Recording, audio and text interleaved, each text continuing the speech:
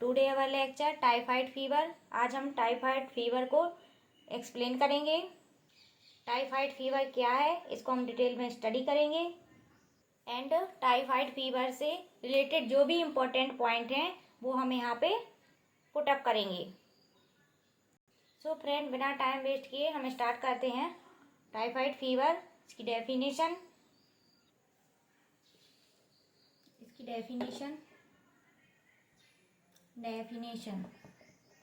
क्या है typhoid fever की डेफिनेशन। तो जो टाइफाइड फीवर है, typhoid fever is a bacterial infection. एक इन्फेक्शन है typhoid fever. Infection that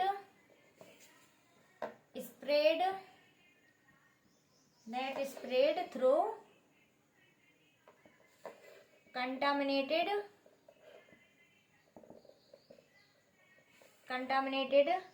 food and water।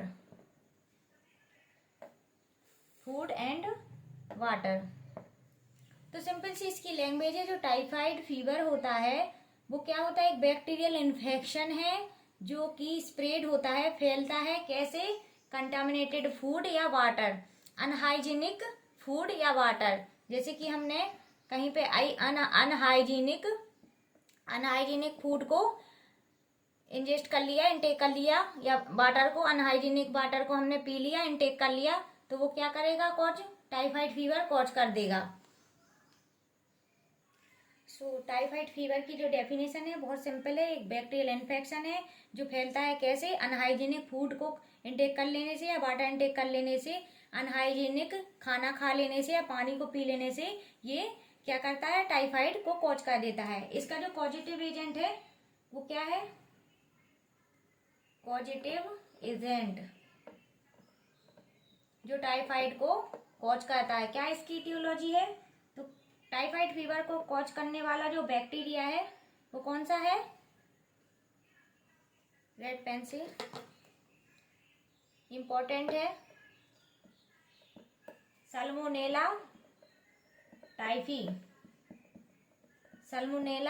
Typhi. ये एक बैक्टीरिया का नाम है जो टाइफाइड फीवर कॉज करता है। सल्मोनेला टाइफी एक ग्राम नेगेटिव बैक्टीरियम है, gram negative bacterium.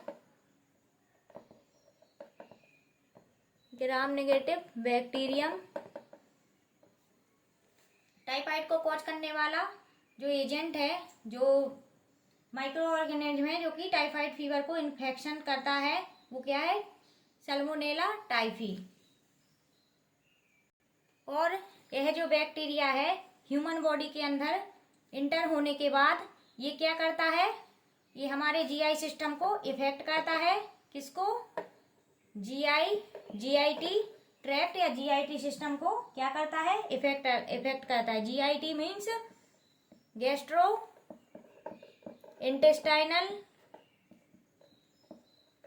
Intestine system.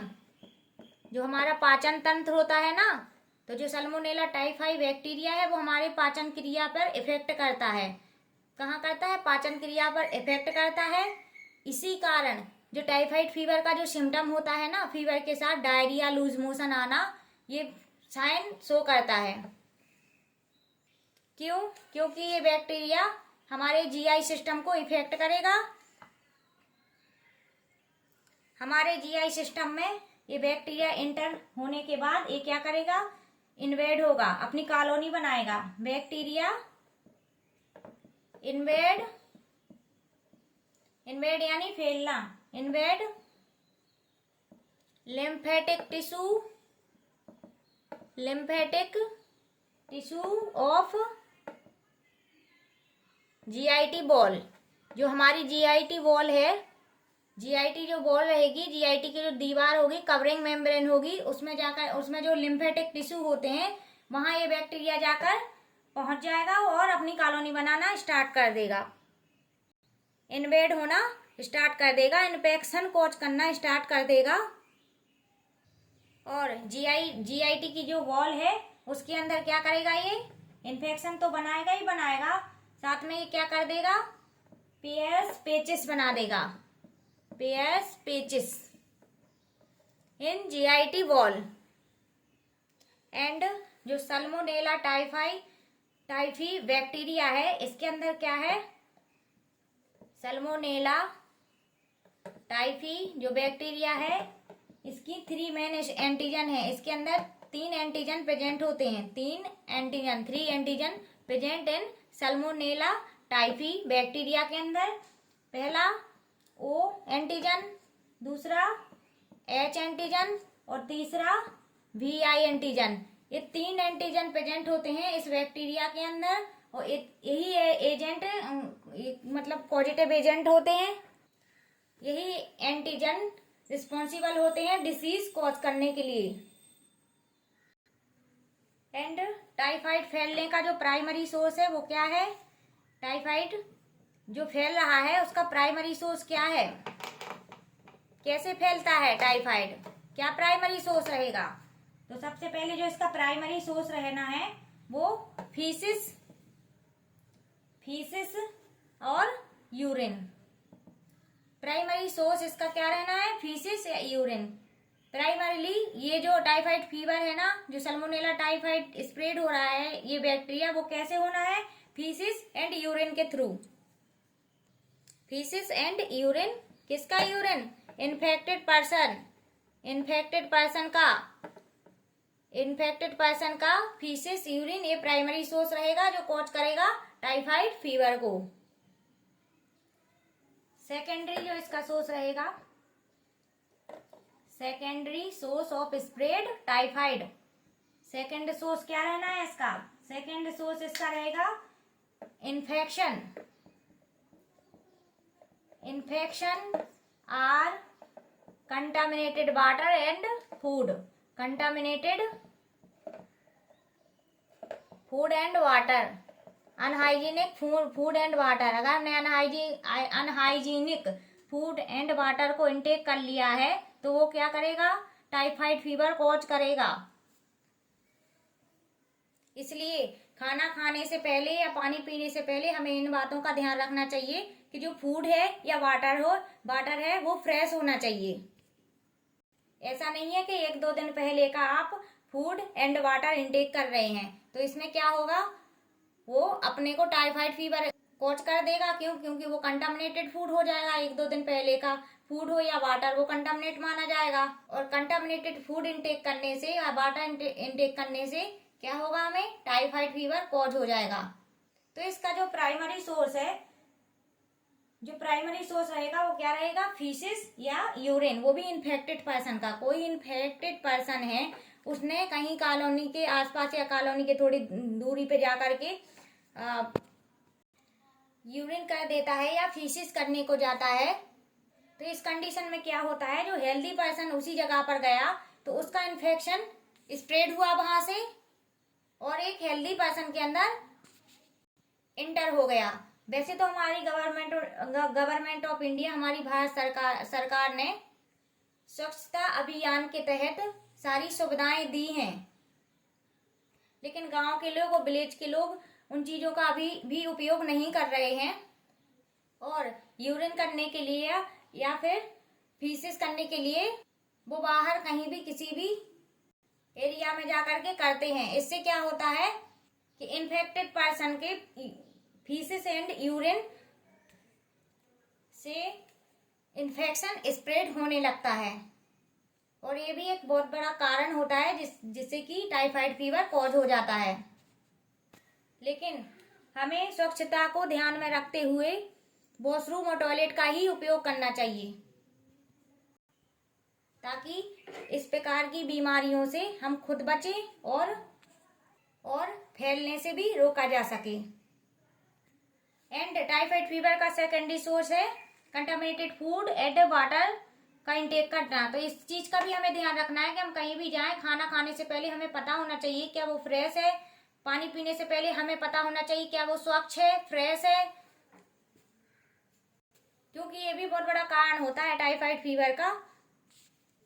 अब पढ़ेंगे इसका हम ट्रांसमिशन कैसे ट्रांसमिशन होता है, तो वो तो हमने आपको बता ही दिया है कि इसका ट्रांसमिशन क्या और कैसे होना है। ट्रांसमिशन का जो इसका रूट है, ट्रांसमिशन रूट, टाइफाइड फीवर का ट्रांसमिशन रूट क्या है? फीको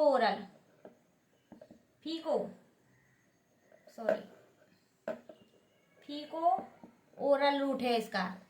फीको जो मैंने अभी बताया था, फीसिस यूरिन के थ्रू स्प्रेड होना टाइफाइड का, और ओरल अगर हम ओरली कोई कंटामिनेटेड फूड या वाटर इनटेक करते हैं, इसके कारण टाइफाइड फीवर होने के चांसेस रहते हैं। और यहाँ पे हम लिख देते हैं यूरिन और ओरल रूट, ये इसके ट्रांसमिशन रूट हैं।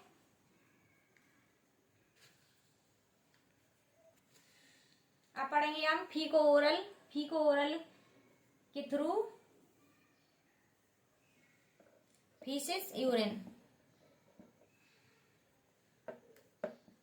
फीसिस और यूरिन।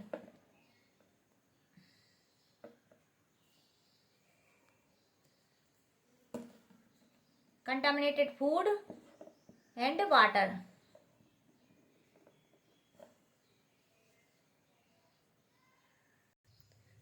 अब पढ़ेंगे हम इसका इंक्यूबेशन पीरियड क्या रहता है। टाइफाइड फीवर का जो इंक्यूबेशन पीरियड रहेगा वो क्या रहेगा? Incubation period. तो टाइफाइड फीवर का जो इंक्यूबेशन पीरियड रहना है वो 10 से 14 दिन। आई थिंक मलेरिया का भी यही था, मलेरिया का भी 10 से 14 दिन ही रहता है। दोनों के सेम इंक्यूबेशन पीरियड है, मलेरिया फीवर और टाइफाइड फीवर। अब पढ़ेंगे हम इसके साइन सिम्टम। मेनली क्या साइन सिम्टम्स हैं जो कि टाइफाइड फीवर के अंदर हमें देखने को मिलते हैं, ये बहुत इंपॉर्टेंट है। ये साइन सिम्टम्स के थ्रू ही हम आइडेंटिफाई कर पाते हैं कि पेशेंट को क्या डिसीज कॉज हो रही है। तो सबसे पहले जो टाइफाइड फीवर के अंदर जो आता है वो आना है हेडेक। पेशेंट को सीवियर हेडेक होता है। फीवर में क्या? रेमिटेंट फीवर के अंदर क्या आएगा? कौन सा फीवर, किस टाइप का फीवर रहना है? टाइफाइड फीवर के अंदर रेमिटेंट फीवर। एग्जाम पर्पज के लिए बहुत इंपॉर्टेंट है। टाइफाइड फीवर के अंदर किस टाइप का फीवर हमें देखने को मिलता है, तो आपको पता होना चाहिए कि रेमिटेंट फीवर हमें देखने को मिलता है। रेमिटेंट फीवर क्या होता है, हम इसकी थोड़ी डेफिनेशन आपको एक्सप्लेन कर देते हैं। जो रेमिटेंट फीवर होता है, रेमिटेंट फीवर क्या होता है? फीवर विद, यहाँ इसकी डेफिनेशन लिख दी मैंने, fever with daily fluctuation exceeding कितना Celsius? 2 Celsius, but no time touch normal. मतलब टाइफाइड फीवर के अंदर जो हमें फीवर आता है, बुखार आता है, वो किस टाइप का बुखार आता है? रेमिटेंट फीवर आता है। रेमिटेंट फीवर क्या होता है कि डेली वो फ्लक्चुएंट होगा और बढ़ेगा कितना? 2 सेल्सियस डेली एक्सीड होगा, बढ़ेगा, लेकिन ये नॉर्मल नहीं आएगा। फीवर नॉर्मल सेल्सियस को टच नहीं करेगा या नॉर्मल रेंज को टच नहीं करेगा। डेली 2 सेल्सियस और एक्सक्रीट होता जाएगा फीवर। तो ये क्या होता है? रेमिटेंट फीवर, जो कि हमें टाइफाइड फीवर के अंदर देखने को मिलता है। फीवर तो आता ही है, और टाइफाइड फीवर के अंदर जो सल्मोनेला टाइफी बैक्टीरिया है वो हमारे जीआई सिस्टम को कॉज करता है, इफेक्ट करता है। तो जब जीआई सिस्टम को इफेक्ट कर रहा है तो ऑब्वियसली उस पेशेंट के अंदर हमें क्या देखने को मिलेगा? डायरिया होगा, उसको डायरिया, वोमिटिंग। तो टाइफाइड फीवर के अंदर डायरिया भी आता है। डायरिया कौन सा? पी सूप, ये इंपॉर्टेंट है। P soup diarrhoea exam purpose के लिए इंपॉर्टेंट है, इसे आप लिख लेना, नोट कर लेना। डायरिया देखने को मिलेगा। किस टाइप का डायरिया? टाइप नहीं, पी सूप टाइप का ये डायरिया हमें देखने को मिलता है। क्योंकि हमारे जीआई सिस्टम को ही वो बैक्टीरिया इफेक्ट कर रहा है। डायरिया के साथ हमें नोजिया वोमिटिंग भी देखने को मिलेगी। पेशेंट को नोजिया होगा, वोमिटिंग होगी। डायरिया के साथ साथ नोजिया वोमिटिंग भी देखने को मिलेगी। फीवर आएगा विद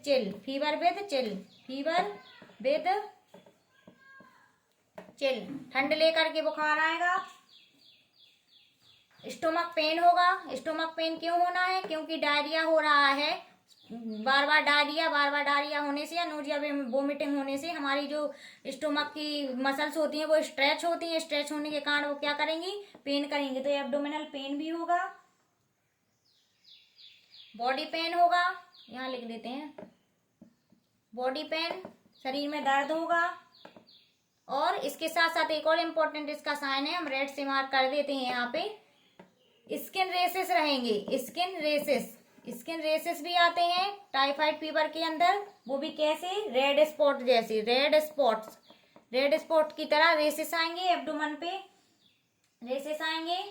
और इसके साथ साथ पेशेंट को डायरिया एंड नोजिया वोमिटिंग हो रहा है तो पेशेंट बहुत ज्यादा वीकनेस होगा, डिहाइड्रेशन भी होगा। पेशेंट को क्या होगा? डिहाइड्रेशन। क्यों? क्योंकि लगातार डायरिया, बार बार डायरिया, नोजिया वोमिटिंग हो रहा है तो डिहाइड्रेशन में जाएगा पेशेंट। और जब डिहाइड्रेशन में जाएगा पेशेंट तो उसको वीकनेस होगी, बहुत ज्यादा वीकनेस होगी, कमजोरी, घबराहट होगी।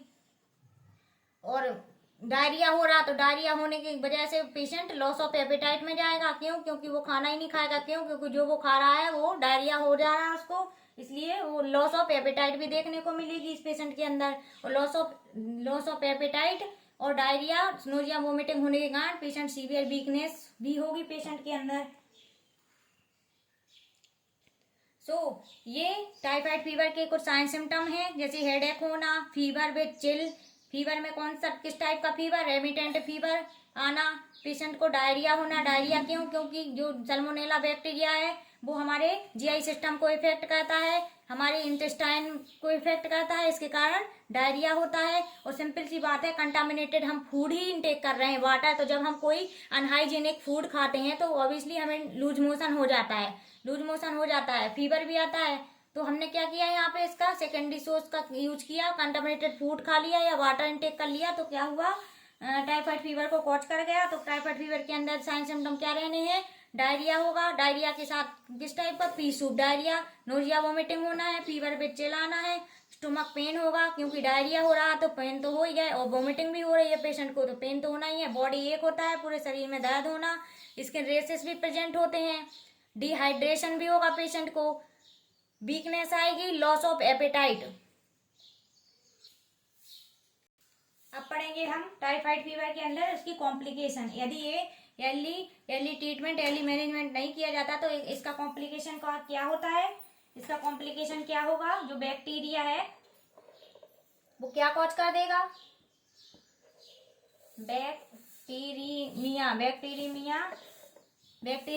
इंटेस्टाइनल ब्लीडिंग कॉज कर देगा। क्यों? क्योंकि पेचिस तो बना ही रहा है बैक्टीरिया वहां जाके इंटेस्टाइन के अंदर, है ना। अगर उसको हमने अर्ली ट्रीटमेंट, अर्ली मैनेजमेंट नहीं किया तो पेचिस के साथ साथ वो क्या कर देगा?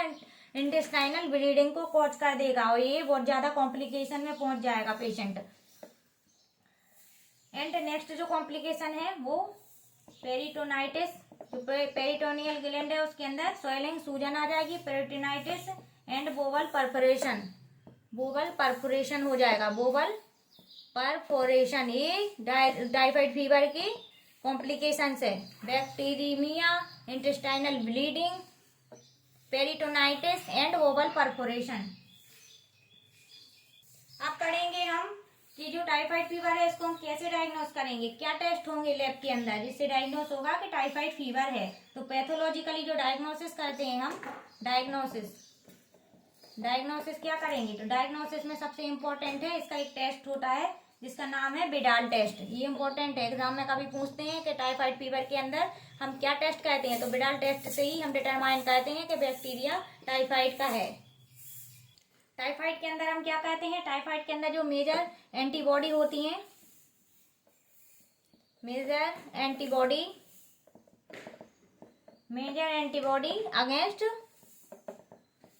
Against antigen. क्या एंटीजन बताए थे हमने? क्या एंटीजन बताए थे? टाइफाइड, सल्मोनेला टाइफी बैक्टीरिया के। तो ये क्या करेगा? Widal test measure antibody against antigen कौन कौन से? ओ एंड एच एंटीजन को मेजर करेगा। और विडाल टेस्ट करने के बाद अगर ये पॉजिटिव आता है, इफ ये पॉजिटिव आ गया विडाल टेस्ट, तो इस कंडीशन में क्या होता है, जो एंटीजन होता है प्रेजेंट सल्मोनेला टाइफाई बैक्टीरिया का, जो एंटीजन होता है प्रेजेंट, उसका क्या रहेगा, कितना % रहेगा वो, titer more than 1:160 in an active infection के अंदर। यदि टाइफाइड विडाल टेस्ट पॉजिटिव आता है तो जो एंटीजन होता है वो मोर देन 1:160 इन एक्टिव इन्फेक्शन के अंदर हमें देखने को मिलेगा। अब पढ़ेंगे हम जो सल्मोनेला टाइफाइड बैक्टीरिया है, उसके अंदर हमने 3 एंटीजन पढ़े थे, antigen O, antigen H and antigen VI। एक और एंटीजन पढ़ा था, वो क्या है, VI। तो VI एंटीजन का क्या होगा इसमें, VI एंटीजन जो होता है एक कैप्सुलर, यहाँ लिख देती हूँ, VR antigen is a capsular antigen होता है। ये भी इम्पोर्टेंट है, इसको याद रखना कि VI एंटीजन जो होता है टाइफाइड सल्मोनेला टाइफी जो बैक्टीरिया है उसके अंदर जो VI एंटीजन होता है वो कैप्सुलर एंटीजन होता है। क्या होता है, कैप्सुलर एंटीजन होता है। यही कुछ इंपॉर्टेंट पॉइंट होते हैं जो कि एग्जाम के अंदर पूछे जाते हैं। इन चीजों को हमें ध्यान में रखना चाहिए और याद होनी ही चाहिए, क्योंकि एग्जामिनर कहीं से भी क्वेश्चन पुटअप कर सकता है, कहीं से भी क्वेश्चन पूछ सकता है, बट हमें पता होना चाहिए कि हमें उसका क्या आंसर सही करना है। वो हमें तब पता चलेगा जब हम डिटेल में पढ़ते हैं कोई टॉपिक को। इसीलिए मैं कहती हूँ कम स्टडी करो लेकिन बेहतर करो। किसी भी टॉपिक को पढ़ने से बेहतर है कि उसको डीपली अच्छे से समझ के पढ़ना चाहिए। स्टडी करते समय हमें जब भी स्टडी करना हो किसी भी टॉपिक की, तो हमें इमेजिनेशन करके ही स्टडी करनी चाहिए। ऐसे में क्या होता है कि वो चीज़ें हम कभी भूलते नहीं हैं। सो हम पढ़ रहे थे VI एंटीजन, एक क्या होता है, कैप्सुलर एंटीजन होता है। और VI जो एंटीजन है इसका हम यूज कहाँ करते हैं, VI एंटीजन का यूज हम वैक्सीन बनाने के लिए करते हैं। VI एंटीजन का यूज हम कहाँ करते हैं, यूज फॉर्मेशन ऑफ वैक्सीन। किसके लिए करते हैं, प्रोड्यूस वैक्सीन या फॉर्मेशन ऑफ वैक्सीन, इससे वैक्सीन बनाते हैं हम टाइफाइड का। VI एंटीजन का यूज हम वैक्सीन बनाने के लिए करते हैं, टाइफाइड वैक्सीन की प्रिपेयर करने के लिए। अब हम पढ़ रहे थे टाइफाइड फीवर का डायग्नोसिस हम क्या करते हैं, विडाल टेस्ट करते हैं। विडाल टेस्ट से ही हमें पता चलता है कि सल्मोनेला टाइफाइड जो बैक्टीरिया है उसका एंटीजन कौन सा प्रेजेंट है, O है या H है। और VI का हम एंटीजन कैप्सुलर होता है, इसका यूज करते हैं हम वैक्सीन प्रोड्यूस करने के लिए। इसे हम वैक्सीन को बनाने के लिए यूज में लेते हैं। तो डायग्नोसिस में हमने पहला टेस्ट किया है विडाल टेस्ट। दूसरा जो टेस्ट रहेगा इंपॉर्टेंट वो रहेगा CBC किस लिए करना है हमें पेशेंट का, CBC हमें इसलिए करना होता है क्योंकि टाइफाइड फीवर के अंदर जो WBC काउंट होते हैं, हमारे जो WBC काउंट होते हैं वो बहुत डाउन हो जाते हैं। WBC काउंट बहुत डाउन हो जाते हैं। कितने डाउन हो जाते हैं, लेस देन 4000 से डाउन हो जाते हैं, MM 4000 से कम हो जाते हैं WBC काउंट। और WBC काउंट कम होना क्या कहलाता है, WBC काउंट कम होना कहलाता है ल्यूकोपीनिया की कंडीशन हमें टाइफाइड के अंदर देखने को मिलती है। और WBC काउंट कम हो जाते हैं, इसीलिए हमें इन्फेक्शन ज़्यादा बढ़ जाता है टाइफाइड के अंदर। इसीलिए डायरिया, वोमिटिंग है ना, लूज मोशन, ये सारी चीजें देखने को मिलती हैं। क्यों, क्योंकि GI सिस्टम में जो हमारा जो सल्मोनेला टाइफी बैक्टीरिया एंटर हो जाता है तो वो क्या कर देता है, सिंपल सी बात है कि हमारे WBC काउंट को कम करेगा। जैसे कि बैक्टीरिया हमारी बॉडी के अंदर एंटर हुआ या इंटेस्टाइन के अंदर एंटर हुआ तो हमारी जो WBC है वो उसको फाइट करने लगती है किसी बैक्टीरिया से। इम्यूनिटी जैसे कि WBC है ये रोगाणुओं से लड़ने के लिए सक्षम होती है। तो in this condition typhoid fever के अंदर सल्मोनेला टाइफाइड जो बैक्टीरिया होता है वो हमारे इंटेस्टाइन को इफेक्ट करता है और इम्यूनिटी को वीक कर देता है। WBC काउंट लेस देन 4000 हो जाती है, जिसे हम ल्यूकोपीनिया कहते हैं। अब पढ़ेंगे हम टाइफाइड फीवर का मैनेजमेंट क्या करते हैं, हम क्या ट्रीटमेंट देते हैं, क्या मेडिसिन रहती हैं जो कि टाइफाइड फीवर को ट्रीट करने के लिए रिस्पॉन्सिबल होती हैं। तो जो ट्रीटमेंट मैनेजमेंट करते हैं टाइफाइड के अंदर, ट्रीटमेंट और मैनेजमेंट। ट्रीटमेंट मैनेजमेंट क्या करेंगे, तो सिंपल सी बात है, ये एक बैक्टीरिया है, सल्मोनेला टाइफी एक बैक्टीरिया है। यहाँ भी लिख देती हूँ मैं ताकि आपको याद आए, सल्मोनेला टाइफी बैक्टीरिया है। तो बैक्टीरिया को ट्रीट करने के लिए हम क्या प्रोवाइड करते हैं, पेशेंट को एंटीबायोटिक देते हैं ना। बैक्टीरियल इन्फेक्शन है तो एंटीबायोटिक देंगे। एंटीबायोटिक के अंदर हम क्या एडमिनिस्टर करते हैं, पेशेंट को क्या ट्रीटमेंट देते हैं, क्या एडमिनिस्टर टेबलेट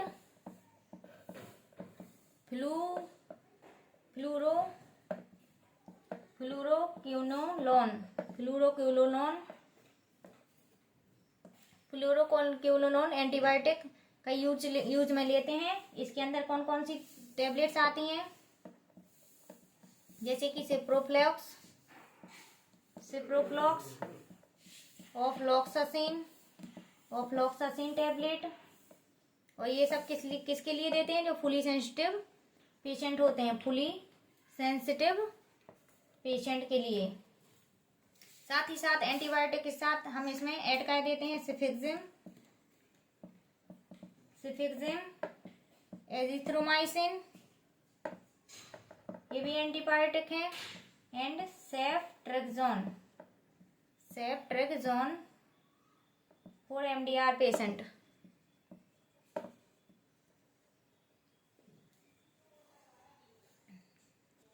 इसके साथ साथ हम पेशेंट को प्रमोट करते हैं, patient basic sanitation, water purification and food hygiene.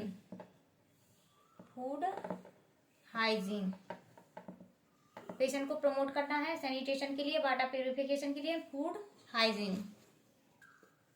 इसके साथ साथ हमें अप्लाई करना है कॉन्टैक्ट प्रिकॉशन, जैसे कि हैंड वॉशिंग करना है, ग्लव्स गाउन को वियर करना है, disposal of faeces and faecal contaminated object.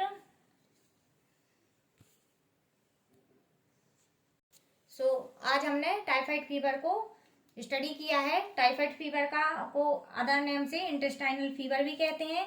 Intestinal fever इससे और अच्छे से आपको समझ में आएगा। इंटेस्टाइनल फीवर मतलब कि जो बैक्टीरिया होता है ना टाइफाइड को कॉज करने वाला, वो हमारे इंटेस्टाइन को ही इफेक्ट करता है, तो इसे हम इंटेस्टाइनल फीवर भी कहते हैं।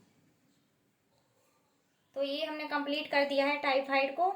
आई होप कि आपको इजीली समझ आया होगा और यह वीडियो आपके लिए, आपके एग्जाम के लिए हेल्पफुल रहे। धन्यवाद। Thank you for watching. इसी तरह बने रहें आप हमारी क्लास में।